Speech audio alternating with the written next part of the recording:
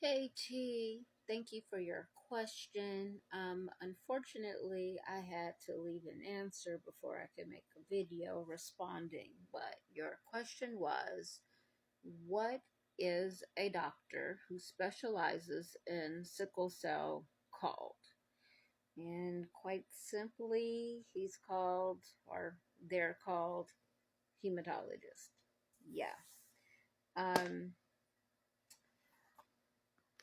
I encourage any and everybody who wants to know about sickle cell, has sickle cell, deals with sickle cell, cares for someone with sickle cell, especially if you are a nurse or a doctor, especially if you work in the ER, if you are a parent. Please go get this book. It's on Amazon. It's less than $100. It is the most comprehensive text on sickle cell that we have ever had.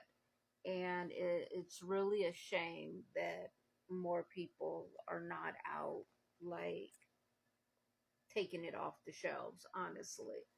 Um, because then more people, specifically the people that we must entrust with our lives and our health, medical community out there, hi, yeah, would understand that this illness, which is so incredibly complicated and really does need and requires a team of specialists, um, it has been so watered down and so dumbed down to you all as providers that you really truly believe it's just some random illness, mostly found in black folks, that causes pain, but pain that you're not encouraged to believe, not encouraged to treat um, as proficiently as you can because you have the tools, but because of the apprenticeship system that our medical community is, our medical education is built upon, and the fact that this country was built upon and held a policy of segregation well into the late 1960s. Um, the medical bias, racism, and just overall distrust uh, in patients and patients with doctors, it goes both ways, um, has really put this illness as a whole in a bind. And because of that, we as patients are the ones suffering left, right, front, center, up and down all day, every day, and dying yearly and exponential rates. And nobody seems to think that that's important. So perhaps if our medical community gave sickle cell the respect and the time and energy to study it that it deserves, to realize that it takes more than a hospitalist who knows very little about a lot of things, but, and sorry, hospitalists, nothing about what it takes to control the pain that sickle cell causes, um, we would be in a better situation um, at both communities. So, in short, a doctor that deals in sickle cell specifically is a hematologist who specializes in sickle cell. However, the way that it should be is sickle cell should require by law a team of specialists in multifaceted disciplines, um, not just hematology, but neurology, infectious disease, a urologist, um, orthopedics. I mean, really a vascular specialist, a cardiologist. Um, Sickle cell is an incredibly intricate, very complicated illness that affects the entire body. Um, and quite simply, because it is actually an evolutionary trait. Yeah, an evolutionary trait that is about 22,000 years old.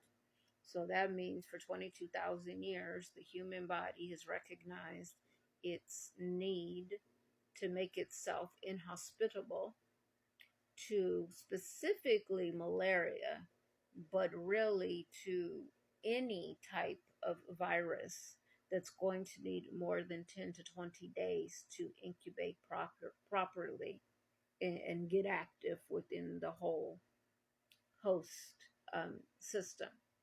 So it's for that reason that people with sickle cell, our bodies are actually sabotaging themselves by attacking its own red blood cells, releasing poison. The iron molecule heme is poisonous. It should not free flow in the blood vessel, just chilling ever. But in us, it does. It's part of that evolutionary thing I was talking about earlier. So it puts poison into its own bloodstream. Its cells only last 1/10 as long as a healthy person's cells live.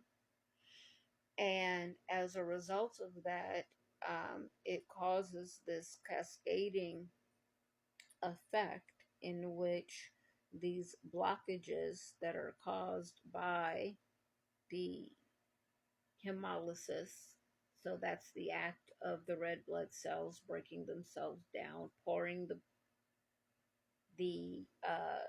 poison in the form of heme out into the blood vessels, and then creating these very sticky blockages that reside on the wall of the blood vessel wall, which then basically prevents the blood vessel itself, so the vein, the aorta, the capillary, the venule, whatever, the vessel itself from communicating up and downward. So the vessel loses its ability to dilate and to constrict and to send notice that, hey, it's time to open up another line, another vessel, because I'm I'm done for right now.